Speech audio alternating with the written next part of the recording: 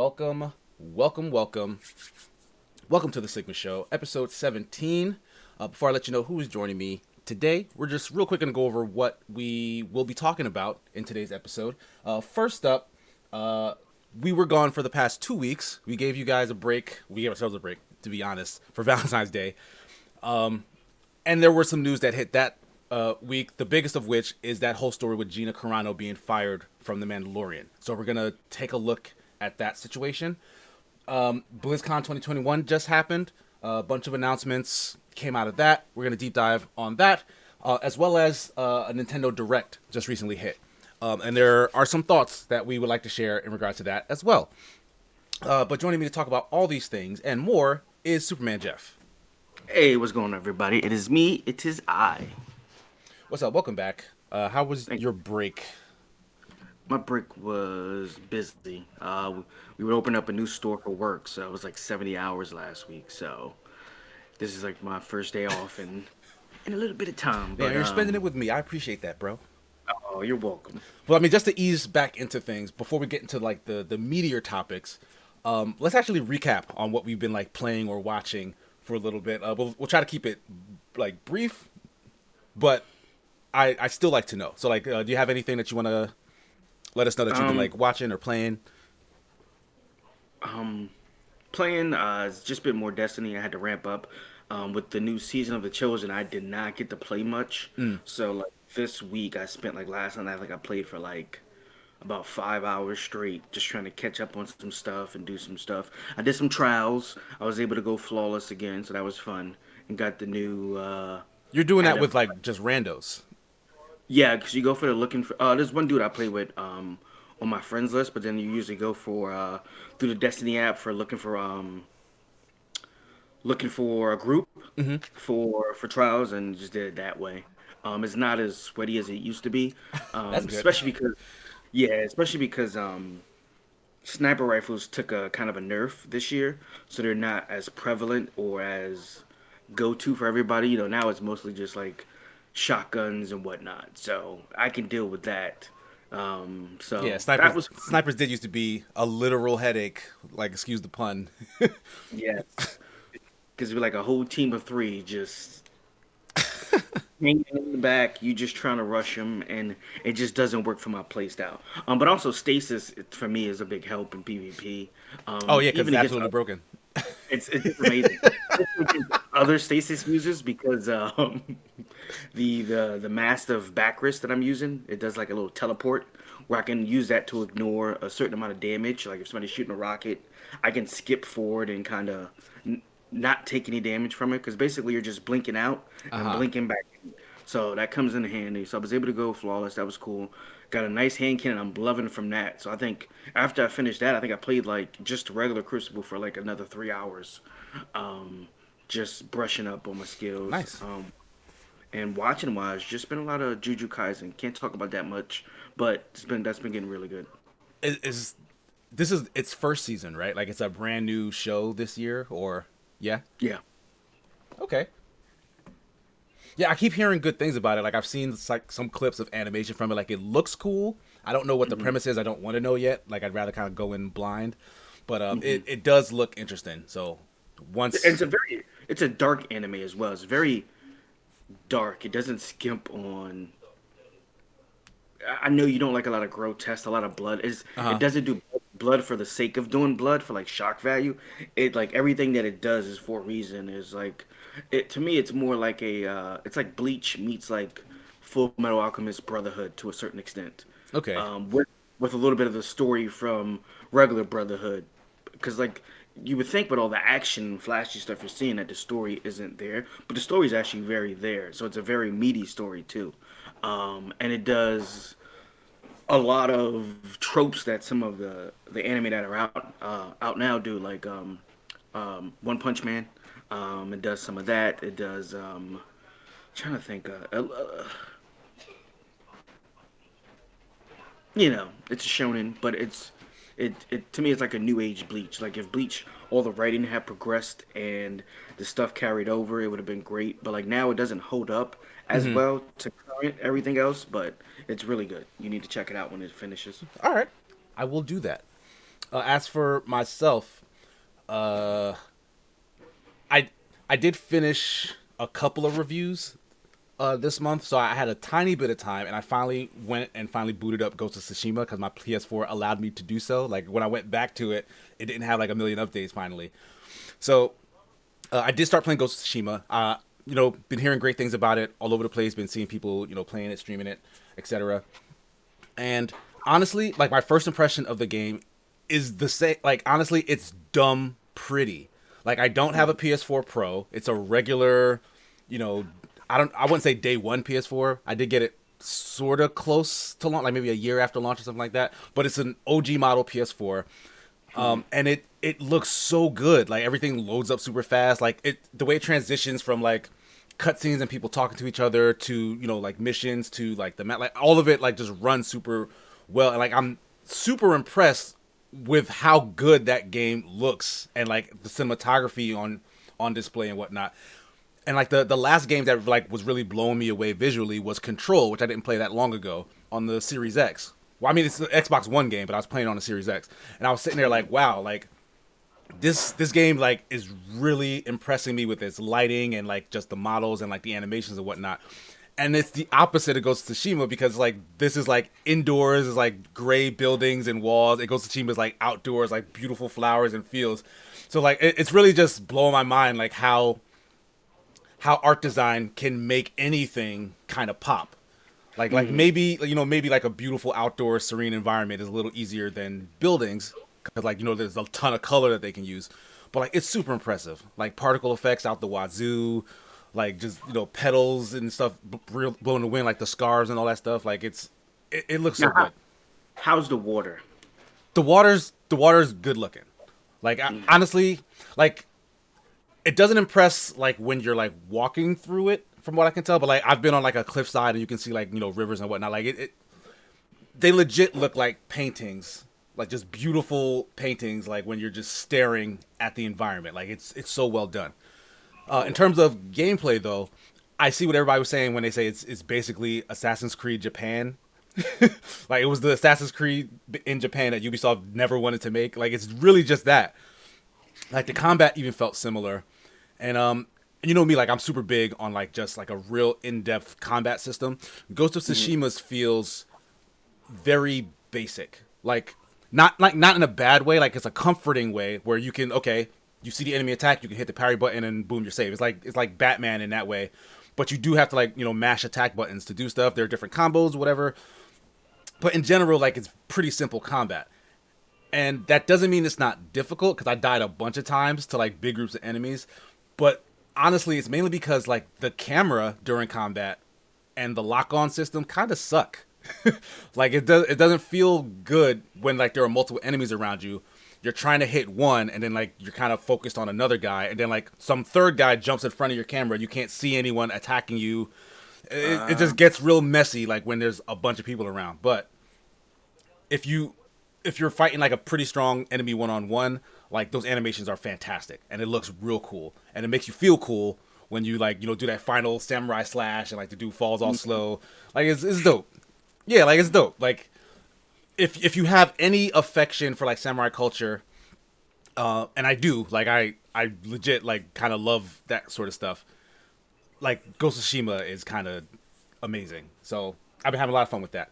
In terms of watching though, I've been getting real deep into The Expanse. Like it's kind of taken over, I think, a lot of the Escapist crew because I think Darren actually did a In the Frame on it recently, and he was very glowing about it. So I picked it up recently, and that show was fantastic. Like if Mass Effect was a TV show, like that's how I feel about The Expanse.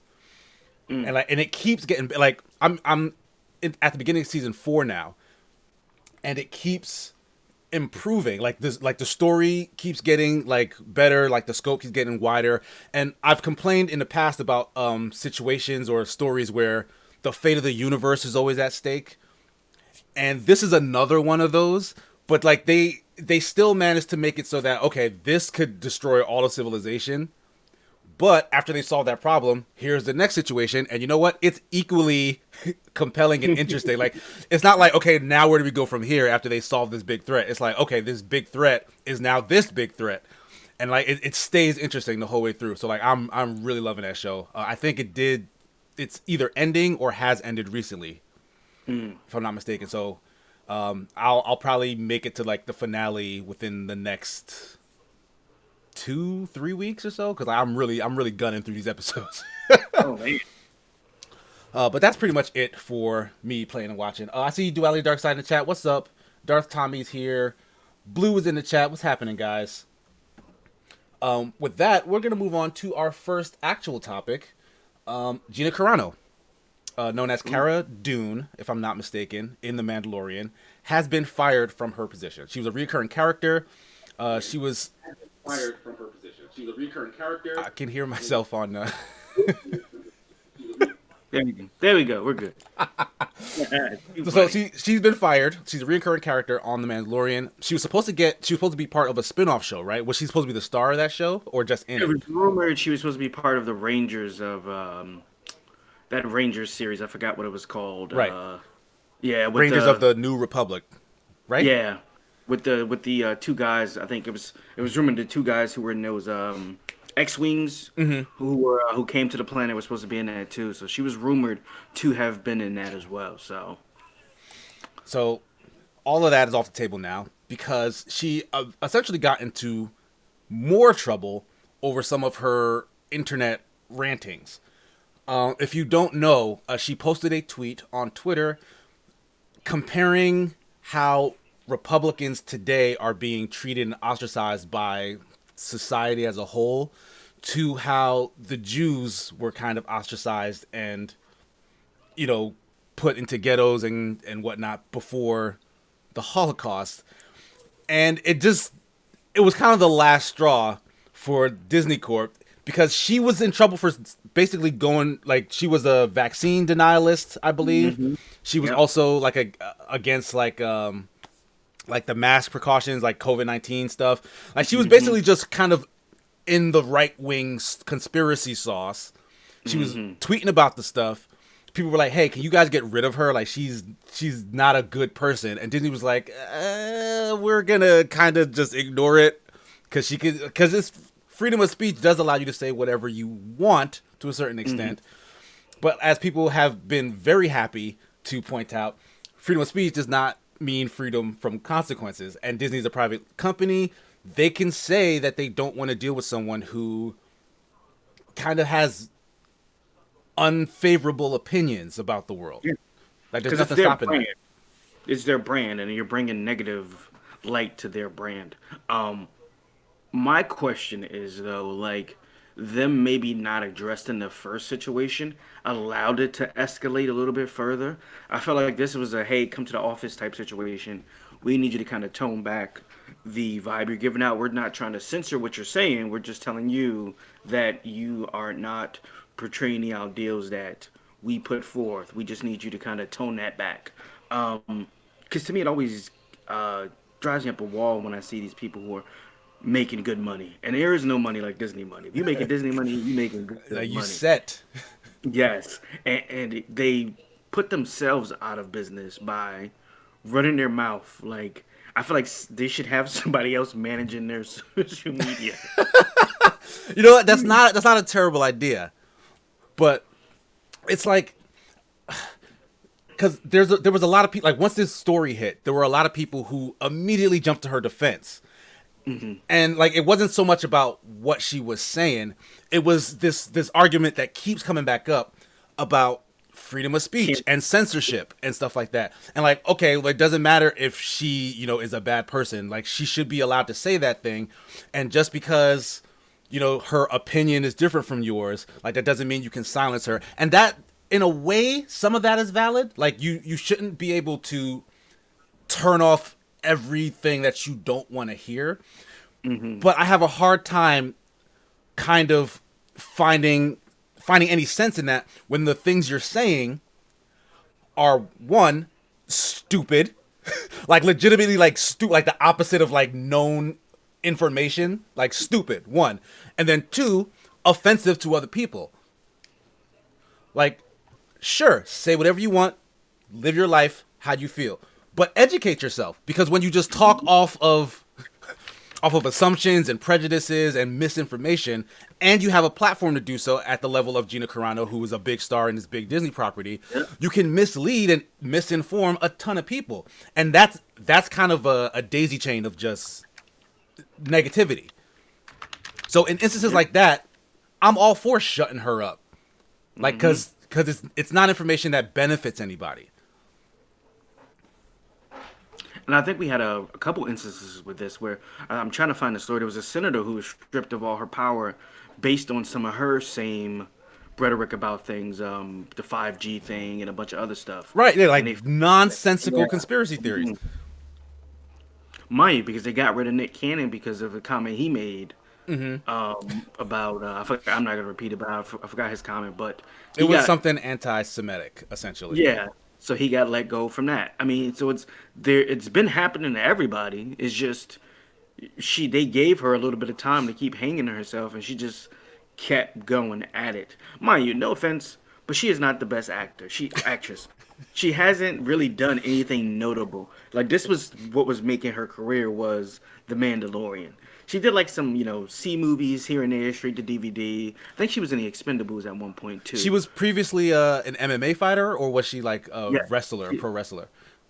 MMA fighter. MMA, okay. PZ1 says they were in the middle of production last time, I think. Okay. So the last time she basically said this stuff, she was kind of saved by them being in the middle of production. I guess they didn't want to cut her loose and have to restart production. So she really kind of was saved, I guess, and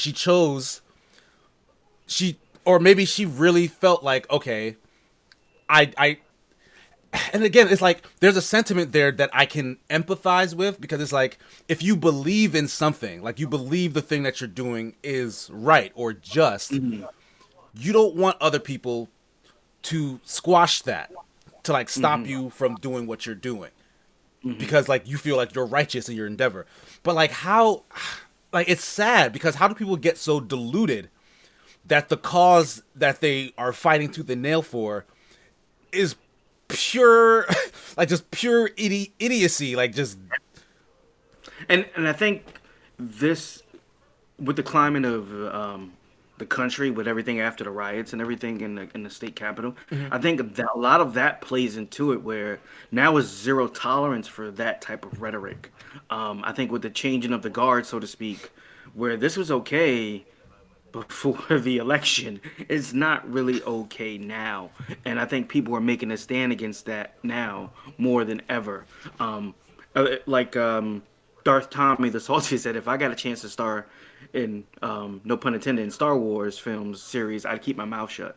And I think there's a line between, and I'd keep my mouth shut as well, just saying. But like like you said, speaking on educated facts, as opposed to pressing, ignorant propaganda where you could possibly influence someone to that effect, as opposed to, I think, as a celebrity or anybody on camera or anything, anybody of any notable power has the responsibility to put out information that is vetted, that is educated, and that is going to help promote a positive society, not to just put out ignorant. Because I have to go back. I want to do some research and see if she's always been kind of speaking about this, or has it gotten, and it wasn't just highlighted, because I don't foresee Disney grabbing anybody. Because remember with the whole James Gunn situation, they found out he did something like years back, and they were like, yeah, he had like a bunch of tasteless tweets.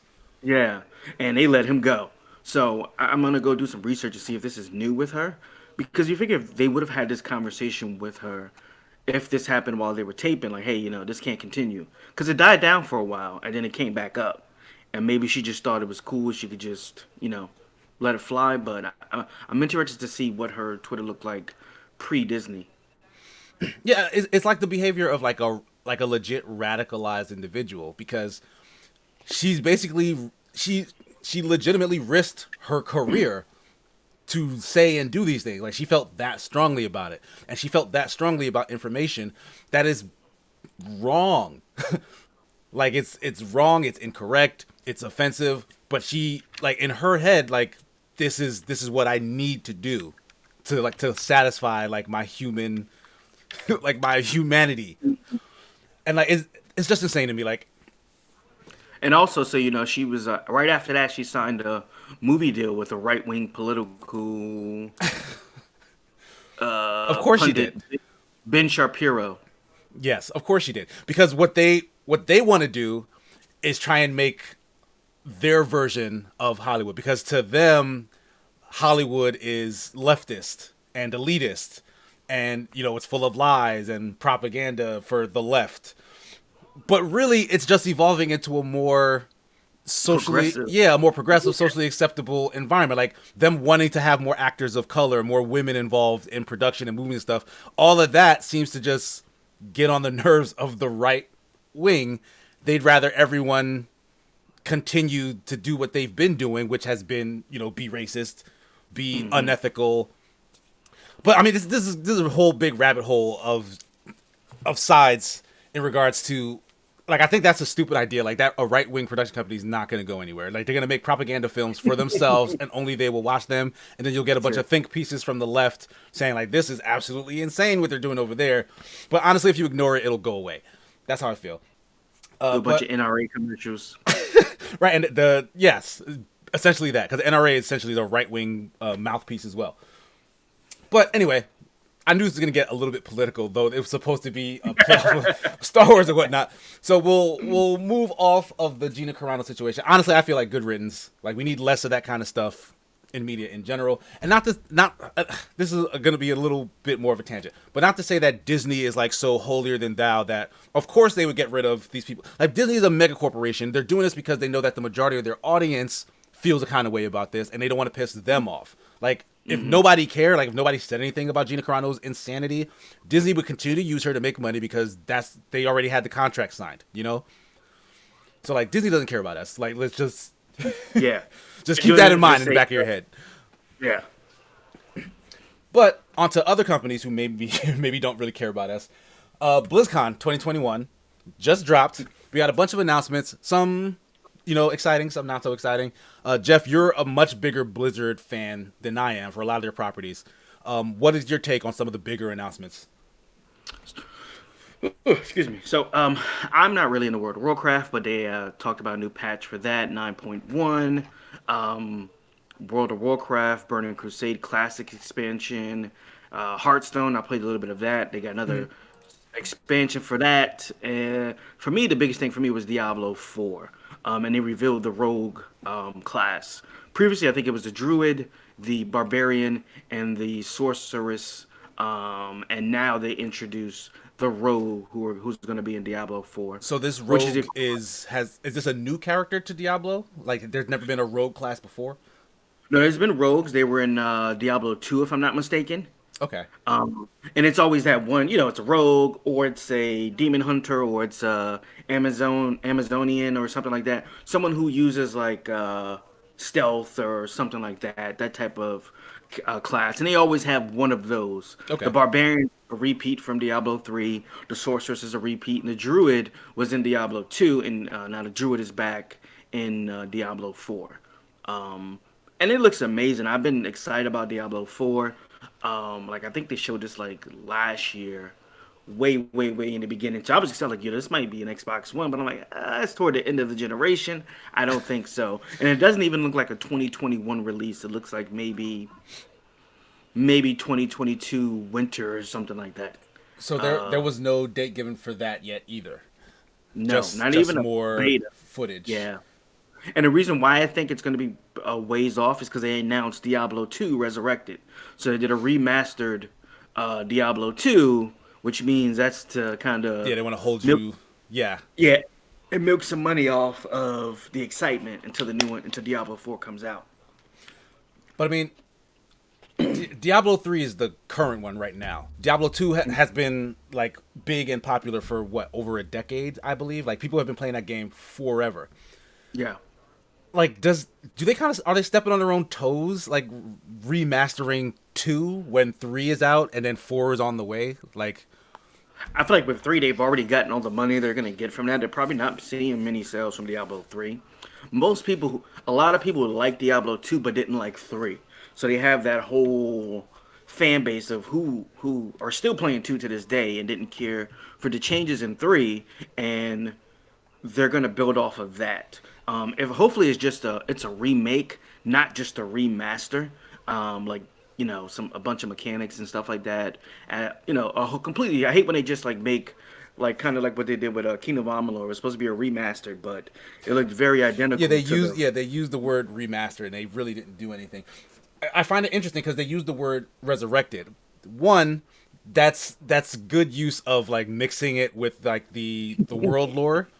Yeah. But it also is good for obscuring what it actually is, because we don't know if it's a remake or remaster. I'm assuming a remake would essentially be like a brand new game. With them making Diablo 4, like I find it hard to believe that they would make a brand new Diablo 2 at the same time. So I do think this is probably closer to a remaster.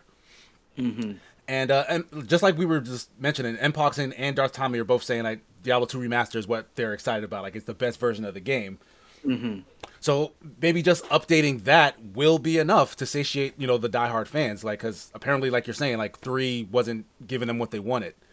Yeah. And in the mobile game they announced, nobody really. I think that didn't go over well. Yeah.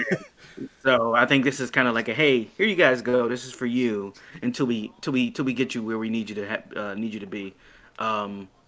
And I'm excited. The road looks amazing. To be honest, yeah, the gameplay that they showed after like the cinematic trailer looks really fun. Like, because like I played a tiny bit of Diablo with you and Blue back when you guys were trying to get me to try it when it had like the free trials or whatever. I'm like, this is fine, but like the combat wasn't pulling me in. Like I get the addiction of the progression, but the combat wasn't pulling me in. I reviewed Warhammer Chaos Bane, which is a Diablo clone, but it had better combat, and I really liked playing that. It wasn't super interesting going forward, but just the moment-to-moment combat looked and played great. This reminds me of that in the way like you can roll around, all these different abilities. Like it looks like a good time. Like I may want to actually pick this up whenever the hell it releases, because who knows who knows what that's going to be. And that's what I'm thinking. I'm thinking Diablo 2 Resurrected is probably going to be holiday season this year, and Diablo 4 will probably be the following year holiday season. I think there's going to be a substantial gap in between 2 and 4 coming out. And we got a Command and Conquer Remaster was a hit, so there's an audience for such games from Darth Tommy. And Pog said, my partner hasn't played. I'm excited to introduce her to it. Darth Tommy also said, for people my age, we remember those games from their teenage years. And yeah. So, I mean, people are definitely looking forward to it. I think it was where they first came up with the infamous cow level, where you had to go in, fight the cows and the Cow King and stuff like that. I mean, so there's a lot of nostalgia built around it. I remember playing on a closed network when I first was introduced to Diablo. I was first introduced to it into, and that's where we played on like a closed network where you could play on. That was the only way to play online because he had like a cracked copy, so you had to play on a closed network to play together. So it was pretty. It was my first introduction to it, and it was a good game. So I'm definitely interested to see. Now, I don't know if it's a $60 game for me though. Yeah, that might be a tough sell. Yeah. But real quick, Mpoxen, just want to give you a shout out. Thanks for the subscription. Really appreciate that. If you guys didn't know, you can now subscribe to my channel. So feel free to use those free Amazon subscriptions to do just that. I'd really appreciate it. Feel free. Yeah, back when Halo 2 was a big deal. Like I was in a Halo 2 clan, and the other game that the other people in my clan would play all the freaking time was Diablo 2. So that's how like long in the tooth I guess that game is. Like I'm sure people were still playing it even today, right? Like over Diablo 3. So there's definitely going to be an audience. I hope it doesn't feel exploitative. Yes, and I think that's I think this is kind of an apology to some people who didn't like three. I mean, now, mind you, three is still going strong today. There's still seasons coming out Mm-hmm. all the time. You see people doing runs and stuff like that, coming up with new builds. They're still doing patches. So you know, for them to continuously be still doing that, that the community is still thriving for Diablo three. So I don't think it's anything altruistic like, hey, here you go, this is for you guys. This is, hey, we can cash in on this before it And then comes buy out. us a little bit of time before Yeah. four. Like we need Let, something to make money off of between yeah, now and let's then. go. Makes sense. And then I think we have I'm not, this is a blue thing, not really much of me thing, is the Overwatch 2. So Yeah. you say you don't care about Overwatch 2? I don't. I mean, maybe when it comes out and I play it, but Uh-huh. like I've been off of one for so long. Like I just had to re-download the other day, and I was too late for that. And I'm just like, I've been off of it so long that You kind of it you're just not excited about more, I guess. yeah, like I'm like, hey, it's coming out. That's great. I'm gonna play it when it comes out. Obviously, I'm gonna get it. Who's not gonna get Overwatch 2? But I'm not like with Diablo 4. Like, well, I can't wait for it to come out. Uh I'm excited for it to come out. Whenever they announce it, they'll announce it, and I'll play it when it comes out. in a way, I feel similarly in the sense that I guess I'm not like excited for it. Like I can't wait till Overwatch 2 comes out. But I will say that's mainly because I still think Overwatch 1 still works. Like anytime I do jump back in that game and play it, like I have fun. Like the game is still at the core just super fun to play. And like I've always wanted them to just spice it up with more stuff, and they kind of have been doing that with new characters and maps every now and then. That has slowed down now because they're working on the sequel. So that's why more often than not, I'm like, all right, I'll rather do something else than jump back in and see what's new in Overwatch because there's not that much new. So I do like the idea that they're adding PVE elements, which they were talking about.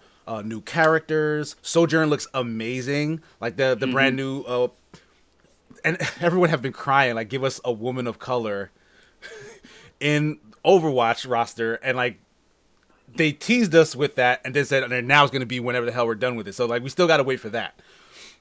But she looks super cool. The new maps are like big giant spaces where like when you do the PVE maps on it, apparently like they'll change from time to time. Like it won't be the same exact mission over and over, and like they can keep tweaking the missions, which adds to like that replayability factor. Like the multiplayer is really good for that, but they seem to be looking to recreate that in the single player content, or not single player, but like PVE content. There's like skill trees for like characters and whatnot. I saw that. I do like that. I do like that because to me, I wasn't able to become invested in the character. I mean, I like the character personalities, but in order for me to want to play a game, I need to become invested in that character. I want, like, that always defines if I have fun with the game. If I find a character that I can relate to, that relates to my playstyle, and being able to customize that character even further as far as the seals go. And obviously, it's going to be like passives and stuff like that, kind of like what they do in League of Legends, where you get like runes and stuff, and it gives you like 2% more attack speed or something like that type situation. So that's interesting, but it always adds another layer of personalization to a character. That's kind of why I stopped playing because I didn't really find a character that really really wanted to play like time after time. And like you said, the you can only escort the payload so many times for me. I just felt like you know what I'm saying? Like if they had maybe like changed like the maps changed or like destructive environment or something like that. Something to change things up a little bit. I I mean think that that that would does seem like exactly some of the things that they're doing with the sequel. And Tommy is saying, I don't understand why Overwatch 2 is happening. Like he said, he heard it's more about PVE, which isn't his thing. I I understand that. Like they were very weird about the announcement of it too. Like they made it. They said that they weren't gonna change the client for Overwatch. Like they're gonna basically update it so that Overwatch 2 is now Overwatch, so that you won't have to buy a new game. But if you don't buy the upgrade to 2, because it is gonna cost you money. I don't know how much. It's gonna cost you money to upgrade to all the new stuff. You'll still be able to do all of the old stuff within the new client.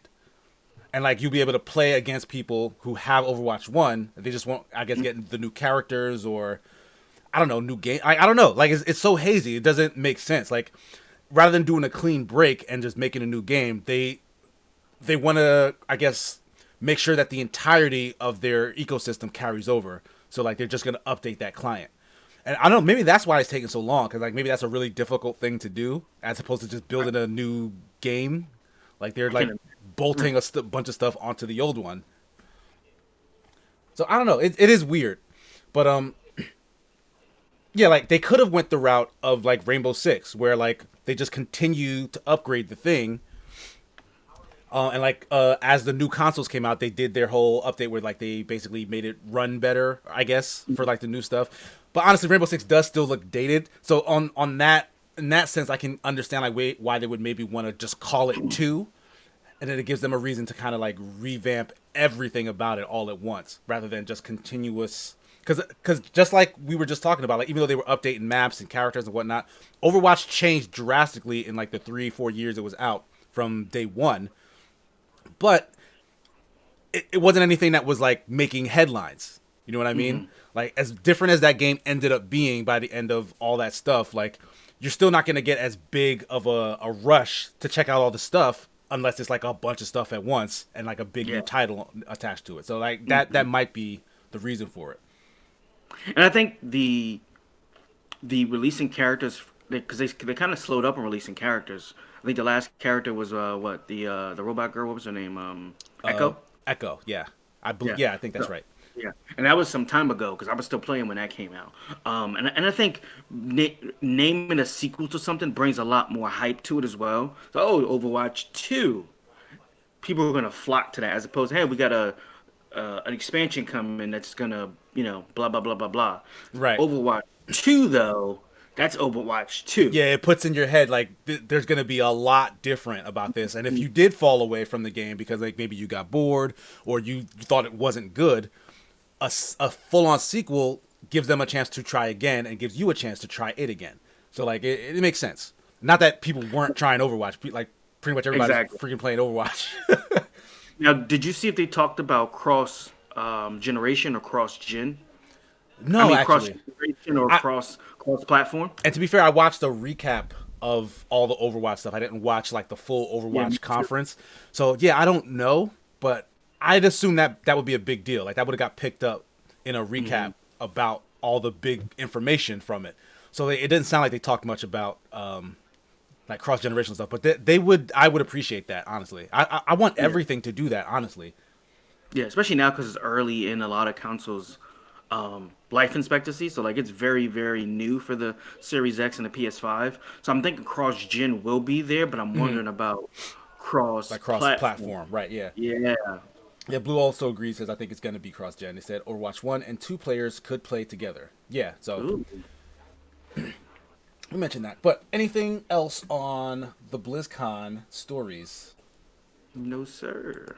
We don't have a date yet for this, but apparently we will be getting more updates on a more regular basis because they went dark for a really long time after talking about Overwatch 2 some time ago. So at least we'll start getting more info. But honestly, I don't care about all the details. Tell me when the game's coming out. You know, tell me the game. Like I'll get invested in everything you put in it then. But our final topic for today, Nintendo did their Direct. It's been a long time since they had any news to share. They also have a bunch of announcements for a bunch of unreleased games. So we were eagerly anticipating, the updates that they were going to provide us.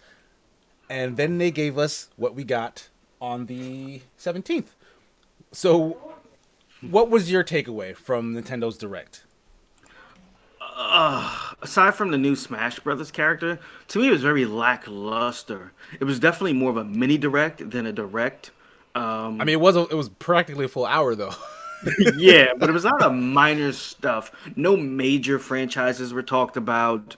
No first party games really. Like nothing anybody was looking forward to hearing something about. Namely Metroid, the new Breath of the Wild. Yeah. Nothing about that. Nothing like substantial. It was a lot of, okay, yeah, that could be cool. Maybe I'll try that. And that was a whole entire Direct. Yeah, honestly, yeah, I agree. I was pretty disappointed in what they decided they wanted to spend an hour talking to us about. Why would you? I mean, it's a Nintendo property, so sure, but their latest Animal Crossing update is Mario stuff. Like, how unoriginal is that? Oh, the most exciting thing to me besides the Smash thing was the Mario Golf. Oh, you know what? Yep. To be fair, Mario Golf is a good time. I'm looking forward to that eventually releasing. So that was fine. That was fair. But they talked more about Monster Hunter Rise, which looks fantastic. Like, that game is making me want to buy a brand new Monster Hunter game, even though I think they should just put everything in Rise into World, because I'd rather just keep playing World. But like, it's speaking to me, Monster Hunter Rise. Fall Guys is coming. Rexicon Jesse said the Nintendo Direct was more of a, do you remember this game you may have played years ago on Nintendo or another console where you can now play it on your Switch soon? And that's essentially what it felt like. Yeah, like, it seemed like another situation of them trying to buy time.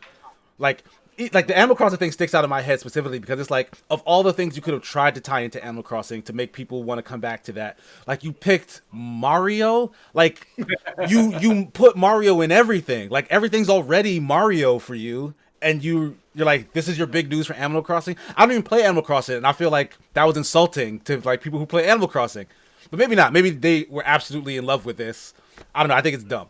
But I do want to say, the new game from, I think, the Octopath Traveler team. I cannot remember what that studio is called. They don't even have a name for the project yet, but Project Triangle Strategy looks amazing. They released a demo for it right after the conference. I downloaded it, started giving it a little play. It's very JRPG in the sense that, like, characters are talking, like, it's well voiced, honestly. But like, characters talk to each other. There's like all this political intrigue. Like, they start you like in the middle of the story, so I didn't know exactly what was going on, but it seemed interesting.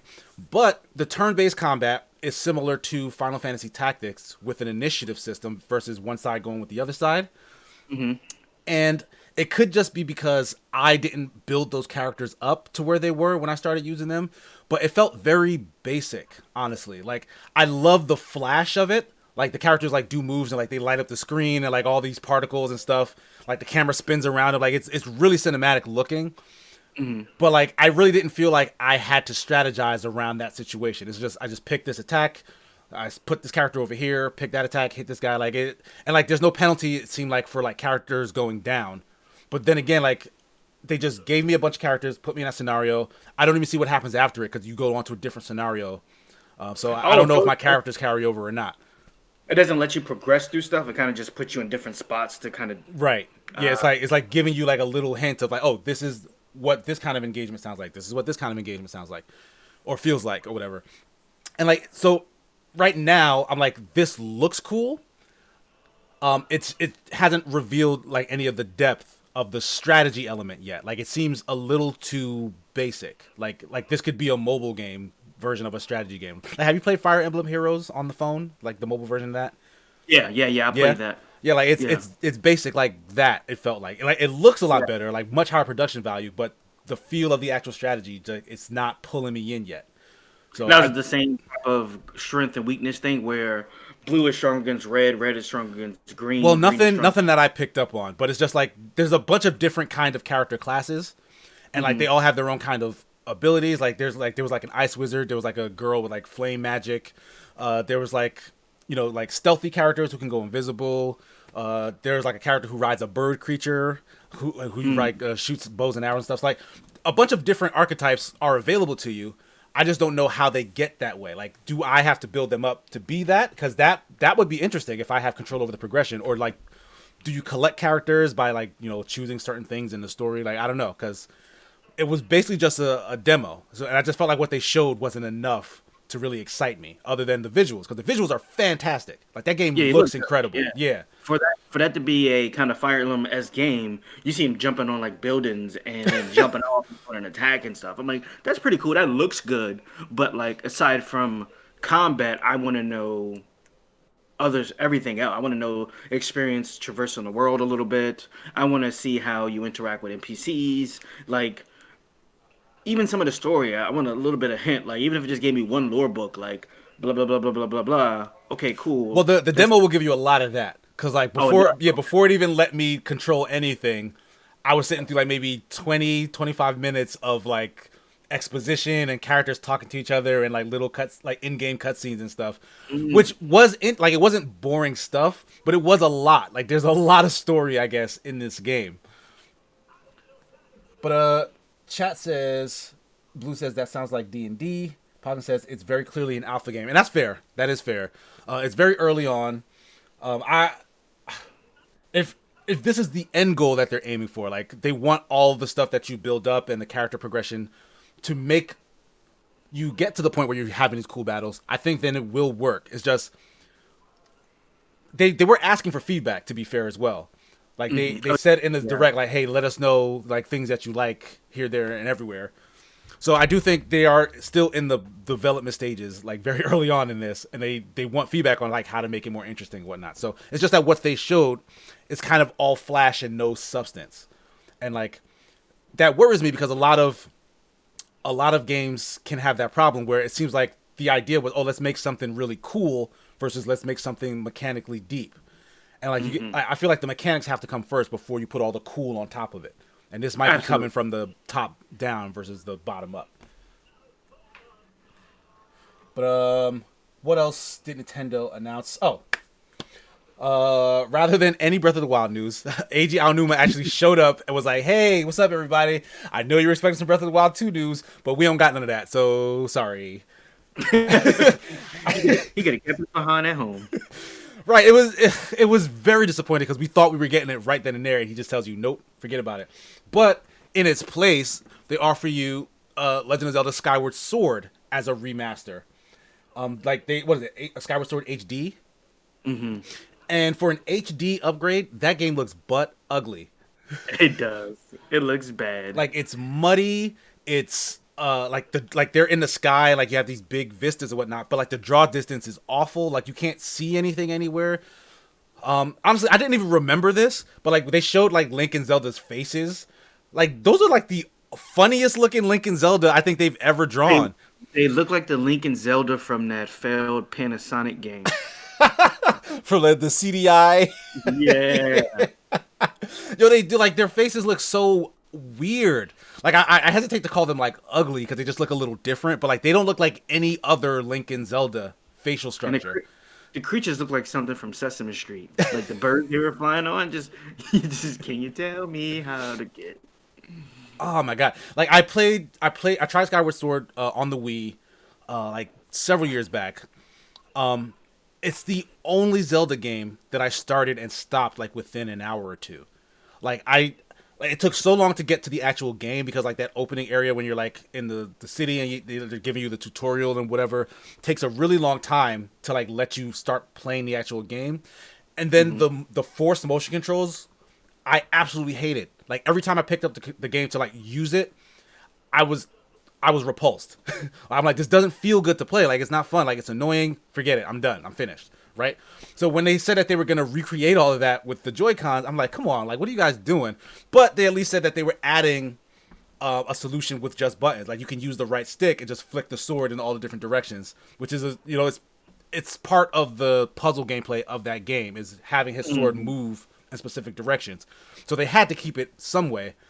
I am curious to see how that feels on a controller without the motion controls, but I really don't want to play that game. Like it left such a bad impression on me, and then like this reveal of it in HD doesn't look that much better. And maybe I'm being what's the word I'm looking for? Not vain, not superficial. maybe I'm being superficial about it, like because I really am put off by the look. Like this, I think this is the worst looking Zelda game. Well, even some of the boss battles look stupid, like him riding on there and then on the side and blocking that off. And then I think one of the bosses is a kind of a bone dragon that sticks out the ground, and you have to ride these like propellers around him and use the motion controls to fight him or something. Like it just looks ridiculous. I would rather have had maybe a Majora's Mask.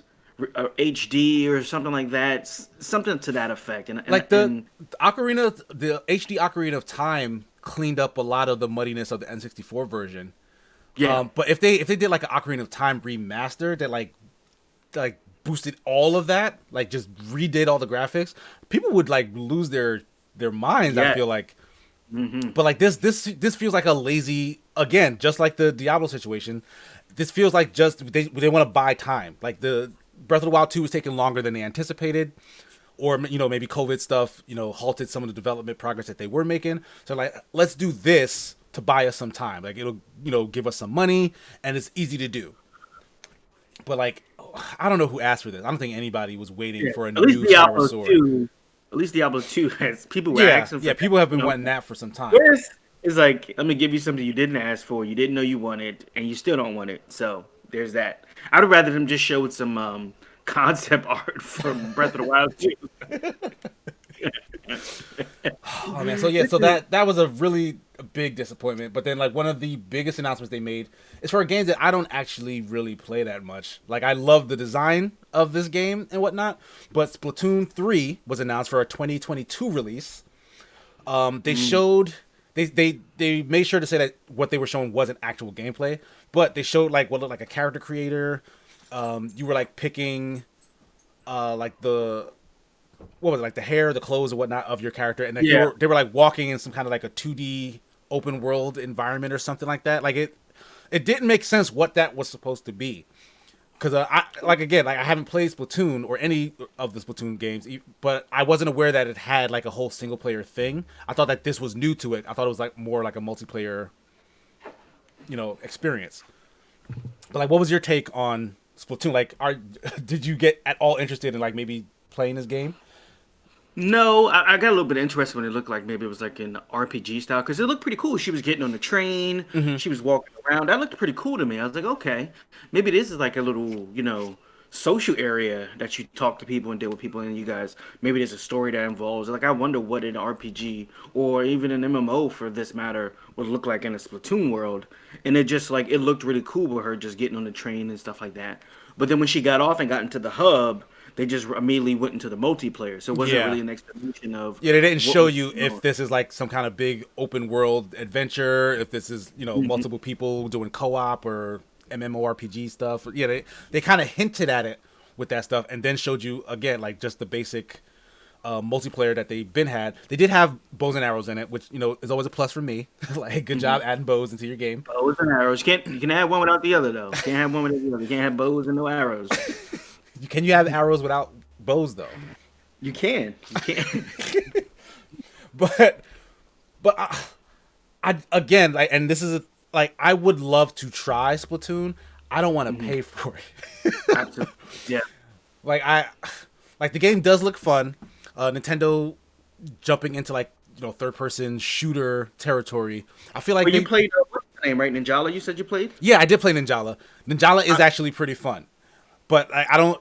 It's not a shooter. It's more of a brawler. So I'm sure its mechanics are a little different and probably aren't as tight as something that's because a third person shooter is much easier, I feel like, to pull off than a third person brawler, as you've seen in like Bleeding Edge, for example. Yeah.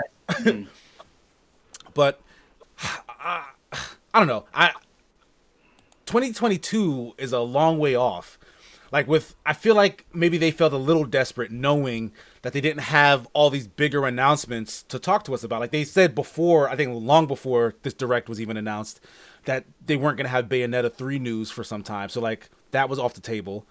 Metroid, they said some time ago that they were restarting that from scratch. So people expected to hear updates on all of these big projects. Nintendo had none of them ready to show. They're like, well, we are working on this. Maybe let's give them what we can of Splatoon, and maybe that'll, get people excited. But I mean, there are big Splatoon fans out there. I don't count myself among them, and so like just overall, like it was just one disappointment after another all the way through. Mario Golf looks fun, but again, like this is classic standard Nintendo fare. Like they're not doing anything to reinvent any of their properties. They're not showing anything. Well, actually, they did show No More Heroes 3, right? Yes.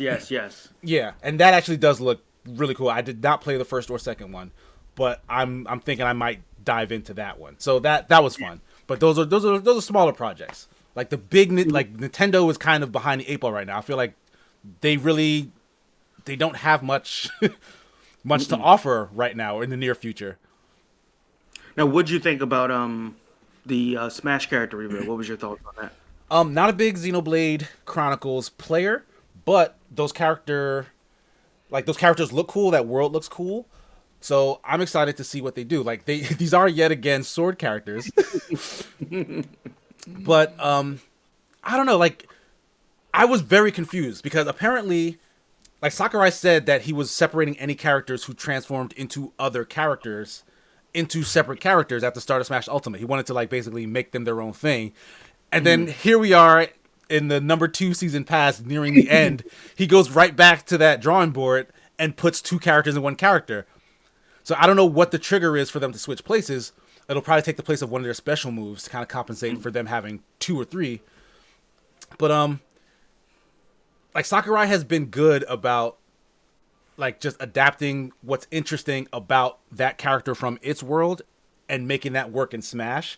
So like I have no doubt that he'll be able to do that for these characters. Like I don't know too much about the lore, but apparently they inhabit like the same body. Or space or so he had to, I guess, make use of that. He couldn't just do one without the other. So I don't know. Like it looks cool. It looks like they have some cool abilities that should like shake things up. Every brand new character to Smash always kind of shakes things up in like a positive way. So like I am excited because it's a new character. Like they're not, and it's not like a super goofy one, like which can be fun in its own right sometimes. Like Minecraft Steve is a goofy character, but he's freaking deadly. Like if you know how to use Steve, like he's a real problem in Smash right now. So this seems like a much more conventional one. So it should be fun all around for all players to play with or to play against. That's my take on that. And let's not forget, I called it. What do you mean you called it? Oh, when we were when the trailer was happening. Oh no, okay, yeah. You did call that. It was a Smash reveal. Yeah, that's true. Oh, but I did call because a bunch of people were asking who do you think will be the next Smash, whatever. I continuously said it's gonna be a first-party Nintendo character. I don't think they'll go outside of their own stable with the next reveal. So I did call that because Xenoblade is a Nintendo property. But anything else you want to go into regarding? No. Fall Guys. I am worried about Fall Guys on the Switch just because Nintendo's online service isn't that great. So there's that. Well, doesn't Fall Guys have their own dedicated servers? Oh, they do. I believe they do. Yeah. So like you'd be connecting to their stuff. I think. I'm not 100% sure on that. But yeah, if it's like a peer-to-peer thing, how many people are in Fall Guys? Like 100? Oh man. It's like something like 60 or 100 players per match. If that's a peer-to-peer connection, that is not going to work on the Switch. That's not going to work at all. Jesse says Waluigi deserves to be in Smash. Waluigi. I don't think it's ever going to happen. I don't think so either. Either that or he'll be the very last Smash character. Right, because there's 2 more reveals left, right? Mm-hmm. So I think we will get another third-party one. I don't think Waluigi's that big a deal. Like, just like a core section of the Smash community will lose their minds once that happens. So I feel like it's not probable. Yeah, but it's either going to be the next reveal is going to be another first-party Nintendo character, and then the last one's going to be a big third-party one. Or you know what gave me hope though was the Ninja Gaiden rematch. Yeah. Okay. Do you think you might see like Ryu Hayabusa or something? Not likely now because we just got a sword character, but then hey, we got one before, so let's right. Yeah, Sephiroth he has the longest sword of any sword character, and then they just gave us another one right after that. Poggin says Master Chief. Like I personally don't want to see him in there, but if they did it, I wouldn't be mad. Right. Like I'd be like, that's real freaking cool that they put Microsoft's biggest mascot in Smash Bros. But I don't know. I really couldn't give you any sort of educated guess on what they would pick for a third party character because Nintendo has been proven to shock and surprise everyone every single time. Yeah. Let's do who would nobody think about. Let's do them. Let's do that. So, with that, I think we're going to reach the end of today's podcast. I hope you guys enjoyed. Jeff, where can people find you if they're looking for you on the internet? So you can find me at SupermanJeff12 across all social media. That's Instagram, that's Twitter, it's Facebook. That's also my Twitch handle, so definitely check us out. I'll be back tomorrow with Monday Night Siege. So definitely come through and check that out. And if you haven't already, pop over there to my Twitch and hit that follow button. Yes, indeed. You guys can catch me on Twitch and Twitter at SigmaGears9. Later today, we will be doing Super Smash Sunday. It'll be back on Sunday, not on Saturday like last week. So join us for that at 2:30 p.m. Eastern. That's going to be on the Open Party channel. So make sure you're subscribed to that as well, or follow that rather as well. If you want to subscribe, that's your business. So join us for that. I'm trying to think what else. I had reviews released recently on Escapist for Shattered, Tale of the Forgotten King. We did game night last night with the community. That was fun. Check that out. Should be archived somewhere on the Escapist Twitch channel. Tomorrow, I'm going to be on the live movie podcast with Jack and Darren. So that should be a fun time. And then immediately following that, I'm going to be on Editor's Hour with Nick. So busy day for me today and tomorrow. So really appreciate the support. Thanks to everyone who came through to watch. Tommy, thank you for the compliment on the review. All right, Marvel's Escape. He's reminded me of that came out yesterday as well. That's on episode 7 of WandaVision. So check that out as well on Escapist Movies channel. But once again, just want to remind everybody, the live shows that we do are now going to be exclusively on Twitch first, and then the replay will come out the following day on Facebook and YouTube. So if you were enjoying this anywhere else, please do migrate over to Twitch to help us out. It's an affiliate thing.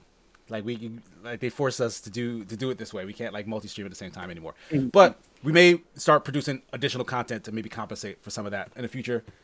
But the only way we're able to do that is if you guys subscribe and follow and watch the content so that we can build the community and make a little money and stuff like that.